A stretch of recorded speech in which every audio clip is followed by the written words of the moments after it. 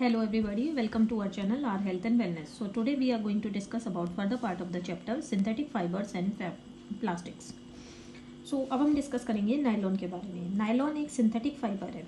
Nylon in fact हम बात करें तो पहला फुल्ली सिंथेटिक फाइबर है जो कि मेड बाय मैन है और इसमें कोई भी नेचुरल रॉ मटेरियल यूज़ नहीं किया गया है आइदर फ्रॉम प्लांट्स और फ्रॉम एनिमल्स.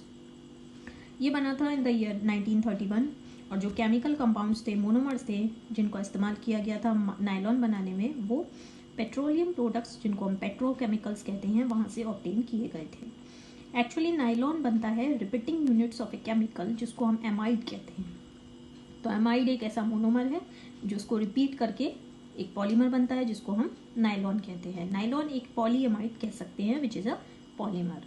जो नाम है नायलॉन वो आता है क्योंकि एन बाई हम न्यूयॉर्क से ले सकते हैं क्योंकि ये न्यूयॉर्क में डेवलप हुआ था और लंदन में डेवलप हुआ था.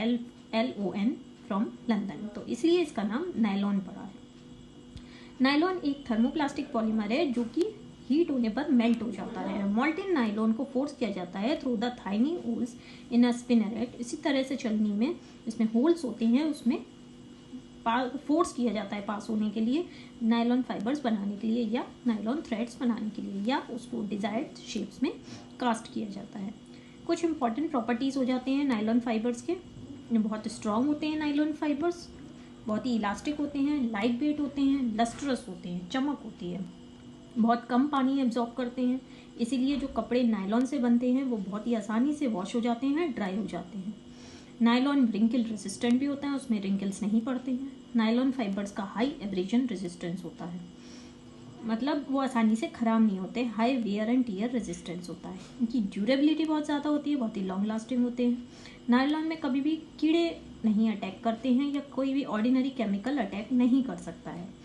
इन्हीं सारी प्रॉपर्टीज़ की वजह से नायलॉन फाइबर्स बहुत ही पॉपुलर हो गए हैं फॉर मेकिंग क्लॉथ्स. अब हम जानेंगे यूजेस ऑफ नायलॉन. नायलॉन का हम इस्तेमाल करते हैं फॉर मेकिंग टेक्सटाइल्स, फैब्रिक्स जैसे साड़ीज़, शर्ट्स, नेकटाइज, सॉक्स या बाकी गारमेंट्स. नायलॉन का इस्तेमाल होता है for making curtains, sleeping bags या टेंट्स, ये सब बनाने में. नायलॉन को इस्तेमाल किया जाता है रोप्स बनाने में, कार की सीट बेल्ट्स बनाने में, फिशिंग नेट्स बनाने में. यहाँ पर हम ये नोट कर सकते हैं कि इसमें एक प्रॉपर्टी होती है, इलास्टिक होते हैं. इसी वजह से कार की सीट बेल्ट थोड़ी इलास्टिक होती है. फिशिंग नेट्स इलास्टिक होते हैं, इसीलिए इसका इस्तेमाल इन चीज़ों के बनाने में किया जाता है. टायर कॉर्ड्स बनते हैं, स्ट्रिंग्स बनते हैं फॉर स्पोर्ट्स रैकेट्स. जो स्पोर्ट्स रैकेट्स होते हैं उनके जो स्ट्रिंग होते हैं वो भी नायलॉन के ही बने होते हैं.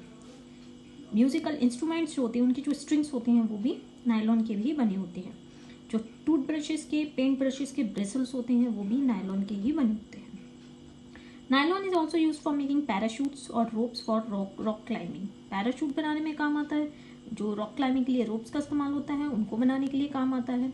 और ये सारे ही यूजेस नायलॉन के इस वजह से हैं क्योंकि नायलॉन के फाइबर्स की स्ट्रेंथ बहुत ज़्यादा होती है. एक नायलॉन थ्रेड एक्चुअली स्ट्रॉन्ग होता है then a steel wire of similar thickness.